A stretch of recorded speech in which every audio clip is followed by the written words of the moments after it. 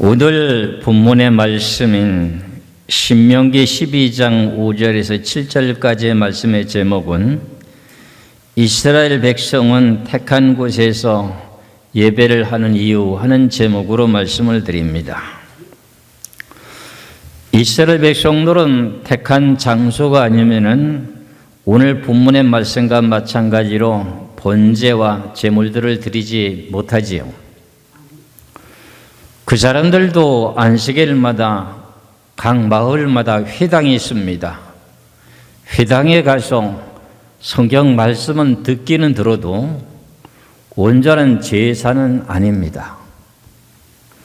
그래서 이스라엘 백성들이 절기를 꼭 지킬 때마다 예루살렘이라고 하는 성전에 꼭 모여서 하나님 앞에 나가서 예배를 드리기 위해서 며칠을 와가지고 예배를 드리는 그런 내용들이 있습니다. 그런데 우리 신약에 와서는 특별한 장소라고 하는 내용이 정해져 있지 않은 이유와 왜 이스라엘 백성들은 택한 곳에 가서야만이 꼭 제물을 바치고 제사를 드릴 수가 있는 것인가 하는 내용을 생각해 봅니다. 여러분들 그럼 생각하기에 왜 이스라엘 백성들은 그 예루살렘만 가가지고 거기에 택한 곳에 가서만이 제사가 되는지 여러분들 생각해 보셨나요?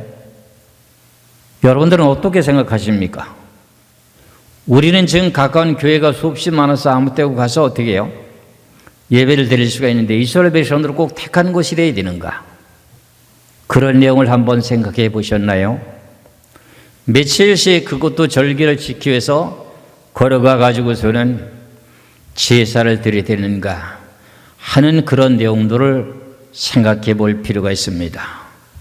그래서 지금도 이스라엘 백성들은 제3성전이 세워지기를 원하고 있는 이유가 택한 곳을 만들기 위해서 그렇습니다.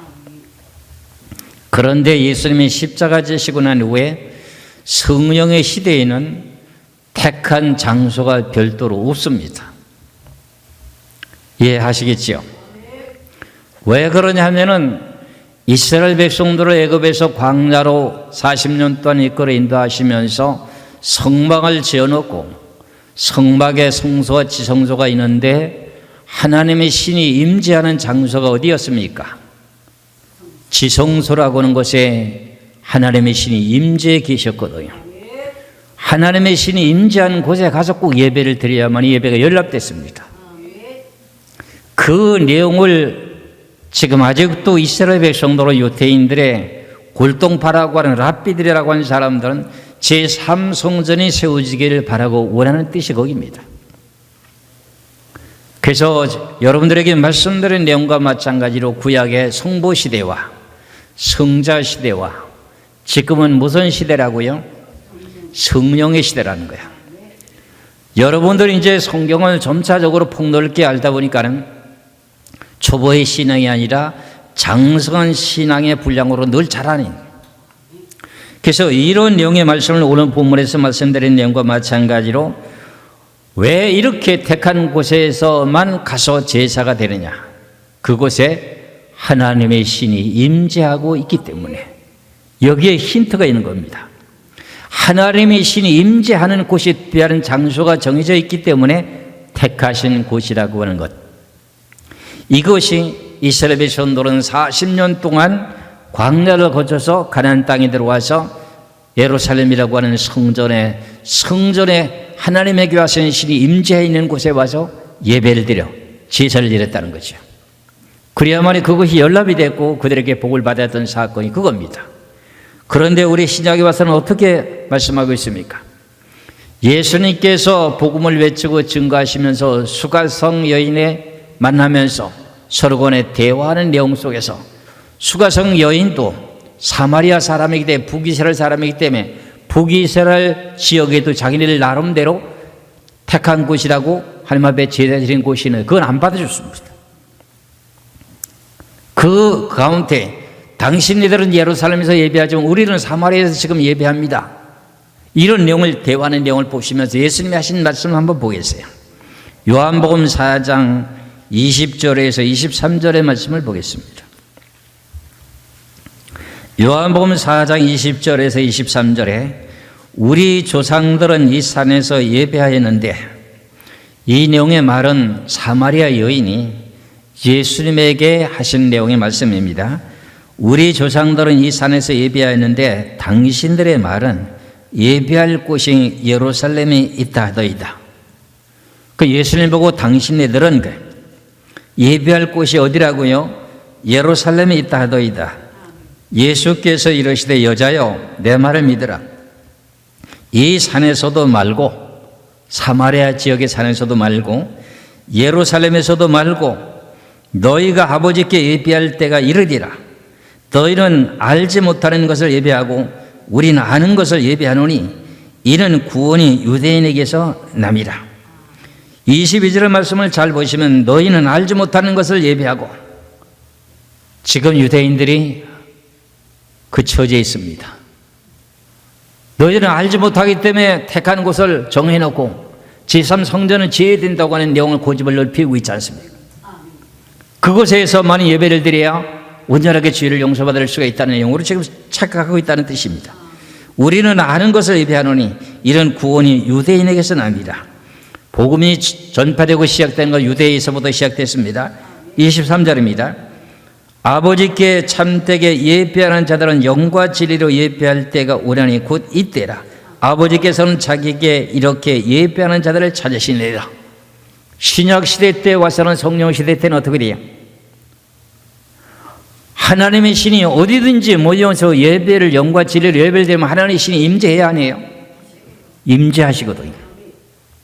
그러니까 그 예배가 성립되는 거예요. 그런데 유대인들은 아직도 그런 것을 고집하면서 택한 성전에 가서, 예루살렘의 성전에 가야만 제사가 되고 예물을 바치는 그런 내용에 아직도 완고한 고집이 있다고 하는 것을 우리는 성경을 통해서 알 수가 있습니다. 그런데 우리 신약에 와서는 예배가 이렇게 왜 소홀할까? 이렇게 사람이 많지 않아도 예배가 성립될까? 예배가 성립되지 않아. 왜 그러냐? 주님의 이름으로 두세 사람이 함께 하는 곳에는 주님이 함께 하신다, 하나님의 신이 함께 하신다, 그런 말의 뜻입니다. 그러기 때문에 우리는 두세 사람이 모인 곳에서도 찬송을 하고 기도하고 말씀을 보게 되면 하나님의 신이 임재하기 때문에 산이든지 아니면 들이든지 어떤 골짜기든지 아니면 궁궐이든지 초막이든지 아무 곳에서도 예배를 드려도 예배가 성립되더라, 그런 말이야. 구약시대에 되는 장소가 택해진 것이 정해져 있습니까? 없습니까? 구약에서는 택한 장소가 있습니다. 신약에서는 택한 장소가 정해져 있습니까? 아닙니다.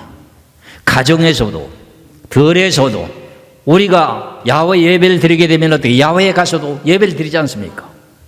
이런 내용들이 오늘 제가 말씀드린 내용 가운데 왜 이스라엘 백성들은 택하신 곳에 가서 제사를 지내야 되는가 하는 내용의 원인, 그들에게는 그곳이 장소가 하나님의 신이 임재하는 장소이기 때문에 그곳을 가야 했습니다. 그런데 신약시대 때는 성령의 시대이기 때문에 마가다락방에 성령이 임재하고 난 후에는 두세 사람이 주의 이름으로 모여서 찬송하고 기도하며 진실하게 예배를 드릴 때 하나님의 신이 임재하고 성령을 받게 되는 체험을 하게 되게 됩니다. 그래서 사도들이 마가다락방에서 성령을 받고 예수 그리스도는 죽은 지 3일 만에 부활했다고 하는 것 때문에 붙잡혀 가게 됐습니다. 그래가지고 그들이 붙잡혀간 장소 감옥에서도 할멈앞에 빌기를 하고, 그들이 쫓겨나와가지고 감옥에서 풀려나서도 서로 간에 모이면서 서로 간에 기도하고 하니까 하나님의 성령이 임하게 되므로 폭발적인 복음에 전파되는 내용이 이런 내용의 의미의 뜻이 있다고는 깨달아야 됩니다. 사도행전 4장 26절에서부터 보시겠어요? 우리가 성경의 이제 말씀을 보시면은 이게 무슨 내용의 의미의 뜻이다 하는 것을 분별하시면서 보셔야 됩니다. 사도행전 4장 26절에서 31절까지 말씀을 보면은 세상의 군왕들이 나서며 관리들이 함께 모여 주와 그의 그리스도를 대적하도다 하신 이로소이다. 과연 헤롯과 본디오 빌라도는 이방인과 이스라엘 백성과 합세하여 하나님께서 기름 부으신 거룩한 종 예수를 거슬려 하나님의 권능과 뜻대로 이루려고 예정하신 그것을 행하려고 이 성에 모였나이다. 주여 이제도 그들의 위협함을 굽어보시었고 또 종들로 하여금 담대히 하나님의 말씀을 전하게 하여 주시오며 손을 내밀어 병을 낫게 하옵시고 표적과 기사가 거룩한 종 예수의 이름으로 이루어지게 하옵소서 하더라. 빌기를 다하며 모인 곳이 진동하니 무리가 다 성령이 뭐하더라? 충만하여 담대히 하나님의 말씀을 전하리라. 이와 같이 사도들이라고 하는 이 사도들이 한 마음과 한 뜻을 가지고 기도하니까 어떻게 돼요? 성령의 충만하게 임재하는 장소가 이루어졌어요. 그게 어디서든지 예배가 될 수 있다는 거지요. 이런 내용과 마찬가지로 우리가 이거 교회를 짓지도 않고 어디 남의 건물을 빌려갖고 예배를 드리고 하니까 이게 예배가 제대로 이렇게 되는 건가? 이렇게 의심할 수도 있습니다. 그렇죠?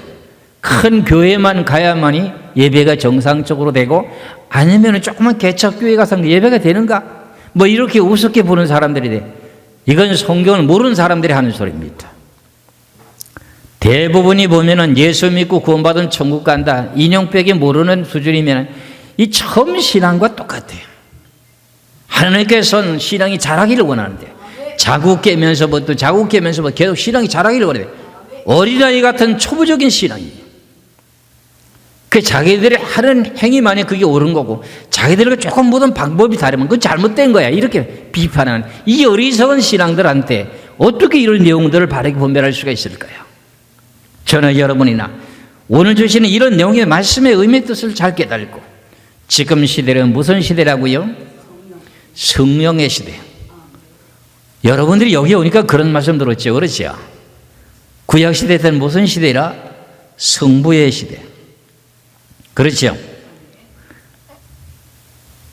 그리고 성자의 시대를 거치면서 성자의 시대가 제일 짧았죠. 그러고 난 후에 성령의 시대가 또 길지 않습니다. 그러고 난 후에 예수 그리스도께 다시금 재림하실 것에 대한 내용을 성령의 시대에서 계속 증거하는 거예요. 그러다가 예수 그리스도를 영접할 모든 내용을 준비를 다 마치고 결국은 어떻게 돼요? 예수 그리스도께 재림하시게 되면 이 지구는 다시금 어떻게 돼요? 새로운 천년시대가 도래하게 되는 것입니다. 그래서 제가 오늘 이 말씀을 드리게 된 동기는 뭐냐 하면은 두세 사람이 모인 곳에도 주님이 함께 하신다고 하는 말씀과 마찬가지로 마태복음 18장을 한번 보시겠어요? 마태복음 18장 20절의 말씀을 보겠습니다.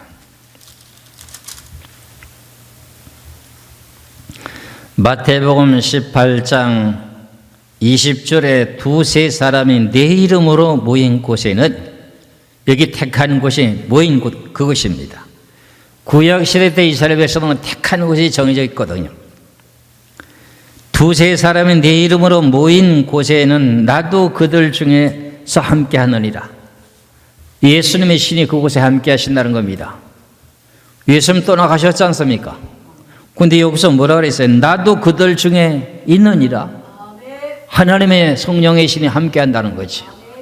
그 성령의 신이 임재하는 곳은 예배가 온전하게 되는 것이고 성령의 신이 임재하지 못하는 곳에는 예배가 안 된 겁니다. 온전하게 예배가 하늘나라에 상달되지 못했다는 거지. 그래서 교회들마다 매주마다 주일 대예배 때를 아주 소중하게 생각하면서 예배를 하나님 온전하게 드리려고 애를 쓰고 계시죠. 그러니까 그 모든 프로그램을 미리 기도를 시킬 사람들에게 기도 준비를 하게 하고 헌금위원들은 헌금위원에 대한 내용의 모든 내용을 준비시키고 이런 모든 내용들을 갖춰가지고 이제 예배를 갖다가 모든 순서 맡은 사람들을 통해서 전체적인 대표적인 사람을 통해서 예배 드리는 모든 순서가 이루어져서 영과 진리의 예배가 온전하게 이루어져야 되는 것입니다. 이러니까 결국은 우리는 대형교회만 가야만이 예배가 성립되는 것이 아니라 두세 사람이 모인 곳에서도 온전한 예배가 될 수 있다고 하는 것을 참되게 분별하시기를 주의 이름으로 축원합니다. 이제 앞으로 7년 후 환란이 들어가게 되게 되면 교회 가서 예배를 못 드립니다. 교회 가서 예배를 못 드리기 때문에 가정에서 두세 사람이 모여서 주의 이름으로 예배를 드리게 되면 하나님의 신이 그때 강권적으로 역사하십니다. 그러니까 지금까지 설교 시간에 말씀을 잘 들은 사람들은 그 말씀들이 생각나고 떠올라서 그 말씀 속에서 함께 예배가 성립되는 거예요. 오늘 제가 이렇게 예배를 드리게 되는 동기가 이것입니다. 앞으로 닥칠 7년 후 환란 후 93년 발에는 교회에 가가지고 예배를 드릴 수가 없습니다. 그럼 어디서 예배를 드려야 되느냐? 자기가 처해 있는 장소에서, 가정에서 두세 사람이 주의 이름으로 모인 곳에 하나님의 신이 함께 해야 되는데 형식적으로만 드려지면 안 되죠. 형식적으로 드려지면 안 되고요. 하나님의 신이 임재하는 체험이 일어나야 돼요. 그래야만이 온전하게 예배가 되는 거죠. 그렇지요? 저희가 가정 예배를 늘 드리면서 성령의 체험을 하게 된 내용을 잠시 말씀드리다 보면은 신앙생활 하다 보니까 제가 모처럼 실수한 내용이 있었습니다. 저는 새벽 예배를 받들이지 않고 그렇게 열정적인 믿음을 가졌는데 무엇 때문에 제가 술을 먹게 된 동기가 생겨가지고 술을 좀 한 잔 먹은 적이 있어요. 그래서 그거를 갖다 회개하겠다고 하면서 무슨 일을 했느냐? 가정 예배를 늘 드리고 있었기 때문에 가정 예배 때 내가 더 예배를 잘 드린다고 키보드를 사오고요, 앰프를 사다 놓고요, 가정에 그 오디오 있잖아요, 그걸 사다 놓고 거기다 물려가지고 키보드를 두들기면서 어떻게 예배를 드리는데 교회에서 예배를 드리는 것보다 공간이 좁아서 그러니 더 은혜가 참 넘치. 돌아가면서 가족들이 삼남이니까는 가족이 돌아가면서 예배를 드리는데 얼마나 하나님의 은혜가 넘치는지. 그때 한번 술을 잘 먹기를 잘했어요. 키보드를 사다 놓고 그런 체험까지 다 해보니까 말이에요. 그리고 저는 다시는 그런 일을 안 하죠. 이렇게 하나님께서 두세 사람이 모인 곳에 함께하는 것을 체험했습니다. 그런데 앞으로 7년 환란 가운데서는 어떻게 될까요? 핍박이 심하거든요. 예배를 드리지 못하게 하거든요. 예수 이름 부르지도 못하게 하죠. 하나님 이름을 부르지 못하게 하죠. 그때 가정에서 1260일 동안을 양육받게 되는데 어떻게 해요? 두세 사람이 모인 곳에 주의 이름으로 예배를 드리면 하나님이 함께 하신다니까요. 그래서 하나님이 1260일 동안 양육을 하게 하시는데 온 지구에 주의 이름으로 교회를 다녔던 모든 신앙인들을 하나님이 여호와는 나의 목자라고 하는 내용을 여러분들이 시편 23편 알지 않습니까? 그게 그 내용입니다. 계시록의 12장 6절의 말씀을 보면 하나님께서 여자들이라고 하는 성도들을 갖다 1260일 동안 양육을 한다 그러잖아요. 하나님의 신이 어떻게 해요? 양육을 1263년 반 동안 양육한다는 거예요. 하나님이 직접 양육을 한대요. 그러면 하나님은 영이시잖아요. 그 우리들 어떻게 양육하시냐? 여러분 생각해 보세요. 하나님 영이시잖아요. 이 지구에는 모든 성도들을 어떻게 하나님이 그 1대1로 다 양육을 할까? 이거 참 생각이 좀 막연하지 않습니까? 그래서 하나님의 신은 성령이시잖아요. 성령이라고 하는 그 영이 성령 받은 성도들을 갖다가 양육하는 거예요. 그 성령이 성령실이 통하는 거예요. 그 성령이 없는 사람에게는 양육이 안 돼요. 교회에 나와서도 결과적으로 성령을 받은 체험이 없다면 내 마음속에 성령이 어떤 성령 받도록 노력해야 돼요. 왜 1260일 동안 양육하시는데, 하나님 양육을 하시는데 하나님의 신의 성령이 성령 받은 성도들을 양육하는 거예요. 그걸 내가 여러 차례 말씀드린 바가 있었는데 너희를 세상 권세자들에게 붙잡혀 가거든 무슨 말을 할까 염려하지 말라. 네 속에 계신 성령님이 말하게 한다 이렇게 말해요. 성령이 계시는 그 성령을 보고 하나님이 직접 말하게 하는 거예요. 하나님 말씀하시는 거예요. 제가 계시록을 깨닫게 되면서 난제를 하나둘씩 풀게 될 때마다 그 내용을 가슴 속에 품고 머릿속에 생각하고 늘 기도하면서 기도하다 보니까 뱃속에서의 성령님이요 깨어져 있는데 이슬람 일을 내가 건물에 대한 내용을 여러분들에게 누차 얘기했잖아요. 검은 말에 대한 내용이 무슨 뜻인지 몰라가지고 다들 기근이라고 말하게 되는데 그 내용이 말의 권세라고 하는 것이 있는데 그 말이라고 하는 검은 말 존재가 누구냐 이야. 기근이라고 하는 말은 있다 하더라도. 그래서 주님께서 말씀하신 내 뱃속에서 성령님으로 가리켜 주신데 이슬람 백성이라는 거예요. 그래서 오늘 오후 시간에도 검은 말에 대한 실체가 어디서 모두 출발되는 것, 족보를 이제 말씀드리면 검은 말이 누구다 하는 것을 성경이 자체 근거가 다 나타날 수 있다는 걸 깨달으시기 바랍니다. 그래서 오늘은 우리는 하나님에게 와서는 성령이 임재하는 곳은 이 예배당에서도 물론 하나님의 신이 임재하시지만서도 가정에서도 진실하게 참되게 예배를 드리는 그 장소에도 하나님의 신이 임재하면 예배가 성립되는 거예요. 믿으시기를 주의 이름으로 축원합니다. 이래서 우리는 이런 내용 가운데 예배를 성공하기 위해서 목사님들이 몸부림치죠. 어떻게 해야만 예배를 성공시킬까? 예배가 성공이 안 되면 결과적으로 예배는 허충성이 되는 거 아닙니까? 예배가 상달되는 거 아니지 않습니까?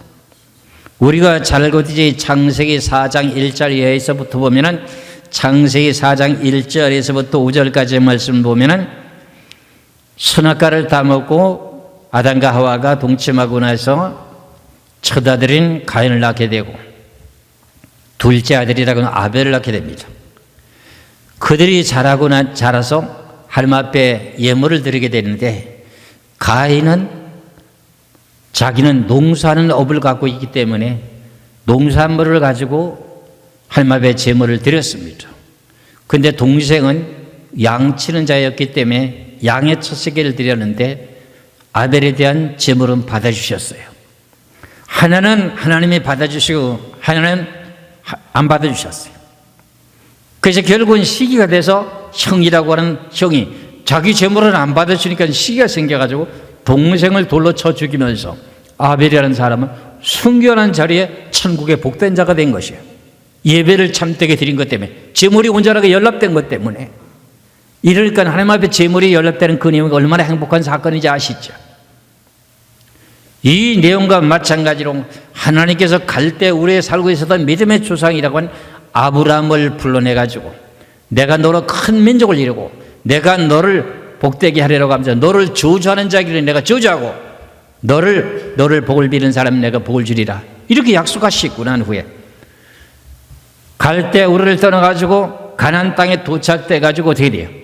몇 년을 살아도 사라에게 자식을 안 주래요. 너를 통해서 큰 민족을 이룬다고 하면 사라를 통해서 자식을 낳아야 되는데 자식을 안 주는 거예요.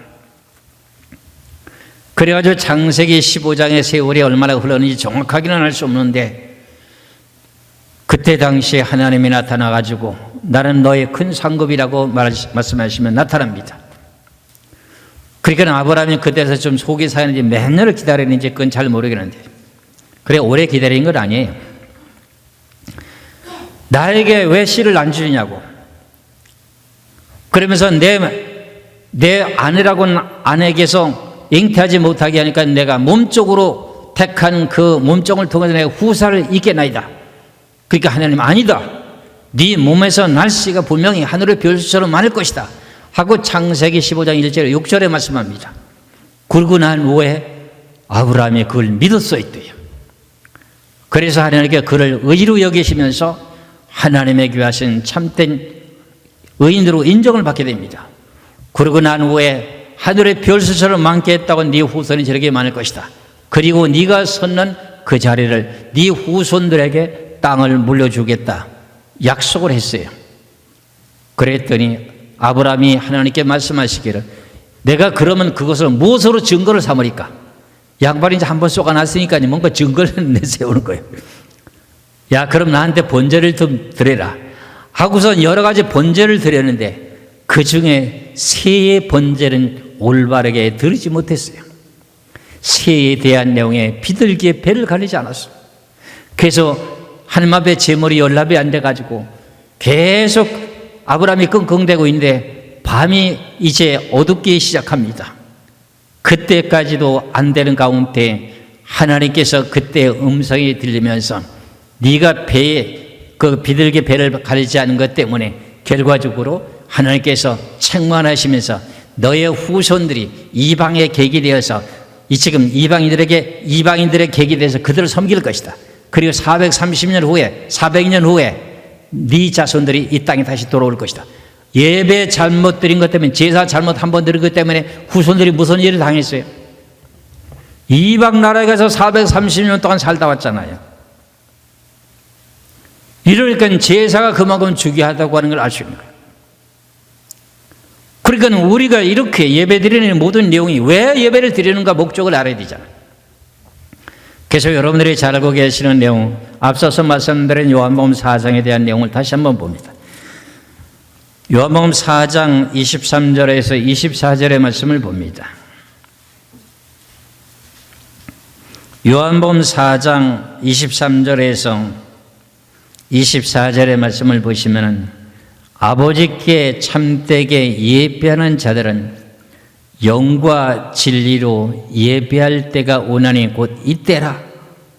아버지께서는 자기에게 이렇게 예배하는 자를 찾으시느니라.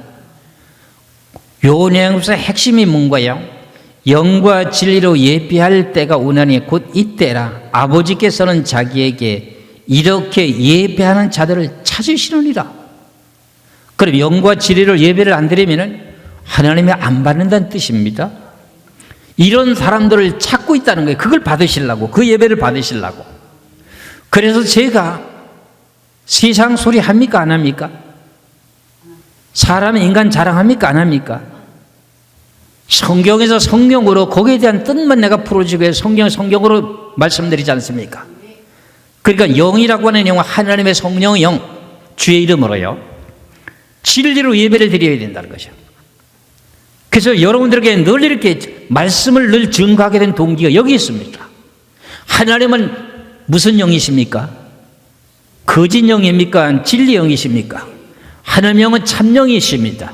그걸 보고 진리라 그럽니다.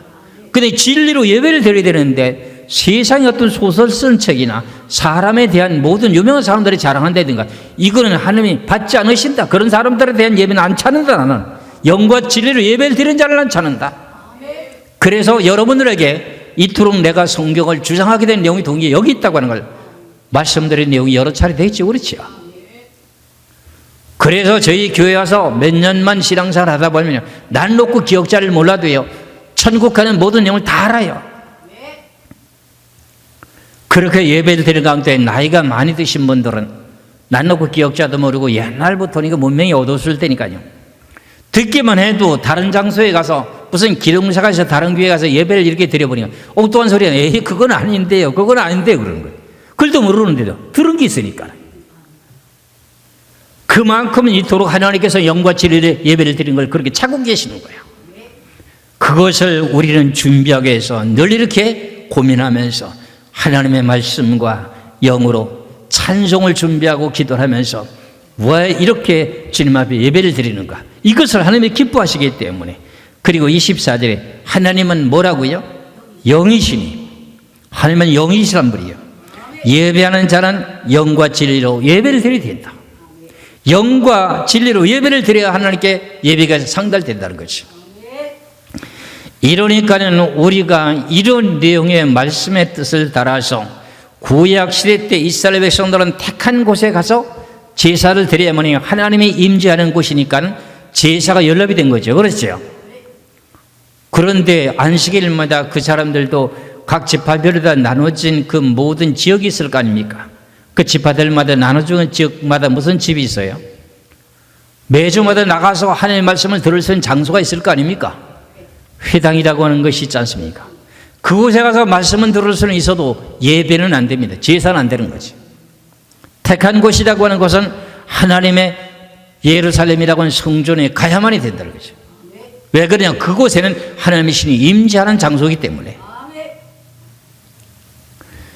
이래서 이스라엘 백성들, 유대 백성들이 바벨론으로 포로로 붙잡혀 갖고 나서 70년 동안 바벨론에서 사는 동안에서 다니엘과 사드락과 메사가 아벤했고, 다니엘이라고 한 사람이 하루에 3번씩 자기 예루살렘 성전을 향해 놓고 문을 열어놓고 기도한 내용이 뭘까요? 40년 동안 광야 생활을 하고 이 천막 생활을 했던 그걸 정리하고 가나안 땅에 들어와서 예루살렘 성전을 지었지 않습니까? 성전을 준공했을 때 솔로몬이라고 하는 왕이 하나님께 기도하기를 뭐라고 그랬냐?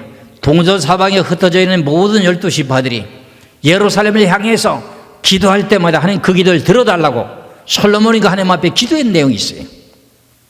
그 내용의 목적 때문에 다니엘이 바벨론의 포로로 붙잡혀 가서도 하루 3번씩 예루살렘을 향해 가지고 문을 열어놓고 그곳을 향해서 기도를 했다는 거예요.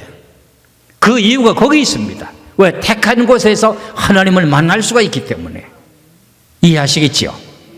왜 그러는가 하는 그 원인들을 여러분들 한 번만 들으면 알 수 있는 거 아닙니까? 그렇잖아요. 그래서 이런 내용들이 왜 하나님께 그렇게 하셨을까? 야, 이건 이상하다. 꼭 그렇게 해야 되는가? 그런 얘기의 의미가 제가 앞서 말씀드린 마찬가지로 신명기 12장 5절에 7절까지 왜 이스라엘 백성들은 택한 곳에만 가야 되는가 하는 이유가 거기 있었다는 것. 그런데 신약시대 때는 무슨 시대라? 성령의 시대이기 때문에 두세 사람이 주의 이름으로 정성껏 찬송하고 기도하고 말씀을 보면서 예배를 드리는 곳에는 하나님의 신이 함께 하시기 때문에 그 예배 내가 받아들인다. 그렇기 때문에 앞으로도 7년 환난 가운데는 어떻게 한다고요? 가정 예배를 드리는 가운데 철저하게 하나님의 신이 함께 하십니다. 그래서 그 가운데서 하나님의 신이 너는 이제 사단 마귀들이 너희들을 잡으러 올 테니 얼른 피신이라 하고 하면 음성으로 뱃속에서 말씀을 하면 하나님의 신이 성령이잖아요. 말씀을 하시게 되면 피하게 되고요. 제가 중국에 선교하러 가는데 한 분은 하나님께 가기 전에 보여주시는데 뭘 보여주시냐면 중국이라는 나라는 신을 섬기는 것이 있는데 무슨 신을 섬겨요? 용이라고 하는 용을 섬기잖아요. 중국이라는 신은 용을 섬기는 나라예요. 그래서 올림픽 경기가 일어나는 거 보면 운동선수들이 중국의 선수들이 보면 옷을 입었는데 유니폼을 입었는데 거기에 무슨 그림을 그려놨어요? 용을 그려놨잖아요. 용을 그렸어요. 그런데 중국을 가기 전에 이제 하루 전날 저녁에 하나님께서 보여주시는데 큰 용이요. 제 옆을 지나가고 그 밑에 작은 또 이제 용이 따라가더라고요. 그런데 나를 그냥 스쳐서 지나가고 그만 잠깐 머물다 가더라고요. 그래서 이게 무슨 일인가 했어요. 그 중국에 이제 예정대로 날짜를 맞춰갖고 중국에 도착이 돼가지고 지금 집회하는 장소에 막 도착이 되는데 안채 우리 한국식으로 말하면 마당이 하나 있고 바깥에 이제 건물이 하나 있고 그 다음에 또 안채 건물이 하나 있는데 안채 전부 다가 이제 그 동서사방에서 모인 이제 성도들이 모였는데 내가 머물고선 이 마당이 있어 이 바깥에 내가 거기에 머물러 지금 배낭을 짊어지고 갔으니까 배낭을 들고 갔으니까요. 가방하고 들고 갔으니까 거기에 들어가 가지고서는 문을 탁 닫는데 성도들이 목사님 앉으세요 그러는 거예요. 왜 그러니까 앉으세요 해야지. 그 나는 뭣도 모르고 그냥 앉았죠. 그 커튼을 탁 치고 바깥에선 자물통을 콱 챙고 오는 거야. 그러더니 누가 찾아왔어요. 그 누가 고발한 거죠. 여기 선교사가 도착됐다고 벌써 고발이 들어간 거예요. 그러니까 나를 잡으러 온 거죠. 나를 잡으러 왔는데 나는 벌써 어떻게 됐을까요? 감춰놓게 하나 만들어놨어. 바깥에 거기에 들어가가지고서는 어떻게 해요?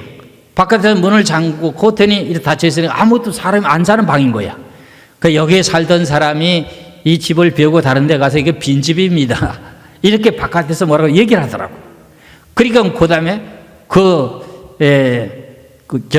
그 공항국에서 와가지고 두 사람이 와가지고서는 그러면 그 안에 사람들이 많으니까 여기 당신은 뭐 때문에 이렇게 많이 모였느니까 이 집안에 기룡사가 있어서 모였다고 이렇게 이제 말하는 것도 가더라고요. 그리고 난 후에 내가 생각해요. 하나님이 내가 선교하러 가기 전에 벌써 붉은 용이라고 하래. 용이 큰 놈 하나 있고 작은 놈이 하나 내 옆을 가다 슬쩍 지나가기만 하고 나를 붙잡지 않는구나. 하나님은 거기서 체험을 했거든요. 그러니까 하나님은 모든 걸 다 피할 길을 줘야 안 줘요? 피할 길을 준다 그러는 말입니다. 앞으로 여러분들 예수 잘 믿는 사람은 특별히 더 잘 잡아갑니다. 잘 잡아가거든. 그때는 잘 잡아가게 될 때 그때 가가지고서는 성령님이 너 열로 피해라 저로 피해라 성경에도 보면은 이스라엘 나라를 다 다니지 못하여 너희들이 피하는 끝에 이스라엘 나라를 다 다니지 못하여 주님이 저리 맞을 것이다. 이럴 정도로 이리 가라면 이리 가고 저리 가면 저리 가야 돼요. 난 믿습니다 하고 자기가 믿음 줬다고 붙잡혀가지고 고문당하고 그러지 말고 피하라 하면 피하는 거예요. 우리가 마태복음 24장에 15절 이하에서 28절까지 보면 유대에 있는 사람들은 산으로 도망하라고 하잖아요. 그래서 지붕이 있는 사람은 집안에 있는 물건을 가지고 내려가지 말고 산으로 도망하라 그랬잖아요. 그리고 그 다음에 뭐예요? 방 안에 있는 사람은 어떻게 돼요? 그 들에 있는 사람들은 어떻게 하고요? 집안에 있는 물건을 가지고 뒤로 돌이키지 말고 산으로 빨리 도망하라는 거예요. 왜 그러냐면은 결과적으로는 하나님께서 이제 이스라엘 백성들에게 그 우상이라고 하는 그 가정된 것이 예루살렘 성전에 세워져 있기 때문에 하나님께서 세상의 왕들이라고 하는 그 모든 권세자들을 하나님께서 그때의 우박재앙으로 포도주스를 밟기 위해 갖고는 예루살렘 성 안에 있는 사람들은 산으로 피하라는 거예요. 그러고 난 후에 그날들을 감하지 않으면 구원받을 수가 없다고 해가지고 산으로 피한 그 백성들에게 날짜를 감해 주는 게 나오잖아요. 마태복음 24장 15절에서 28절을 보면 그게 나와요. 창세 이후에 없었던 그런 환란이 있을 것이라. 그러니까 그때 하나님이 뭐라고 말씀하셔? 유대에 있는 사람은 산으로 도망하라. 예루살렘의 성전에 가장을 우상에 서거든 도망가라는 거예요. 그러면 그렇다면 이제 예루살렘 성전에 우상에 서는지 모르는 사람들은 뭘 보고 도망갑니까? 그러니까 공중에 독수리 떼가 모이는 거 보면 빨리 산으로 도망하라는 거예요. 그럼 빈몸으로 지붕 위에 있는 사람은 집 안에 들어가서 옷을 가지러 가는 것 때문에 시간이 걸리니까 어떻게 돼요? 빨리 도망해야 되고, 멀리서 들에 있는 사람들이 집 안에서 옷을 가지고 뭔가 가져가가지고 산으로 도망하려고 그래. 그것도 하지 못하게 했으니까 급하다는 거잖아요. 급하다는 거잖아요. 그러니까 그 사람들 때문에 산으로 도망해서 아무것도 모를 게 없잖아요. 그 사람들을 살리기 위해서 뭐 내가 그 날들을 감한다는 게, 그게 전 세계 날짜를 감하는 건가요? 아니면 유대인들에게 대한 감한 내용일까요? 유대인들만, 여러분들만 아는 거예요 지금요. 아시겠지요? 그래서 이렇게 하나님께서는 앞으로 이런 일들이 벌어지게 될 내용, 그래서 이런 내용들을 우리가 다 한 번만 들으면 되는 거예요. 마태복음 24장 15절에 보면은 다니엘이 말한 바 미운 물건이 거룩한 곳에 선 것을 보거든 읽는 자는 깨달을지언정 하면 그럽니다. 그러면 그 내용이 예루살렘 성전에 세워지는 것이 언제쯤 세워지는 거냐? 그것도 숙지잖아. 그렇잖아요.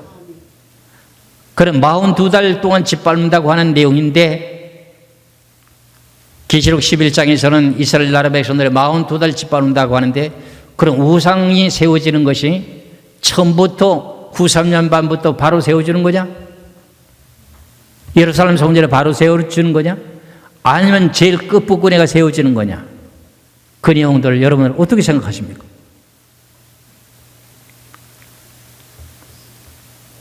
여러분은 어떻게 생각하시냐고요?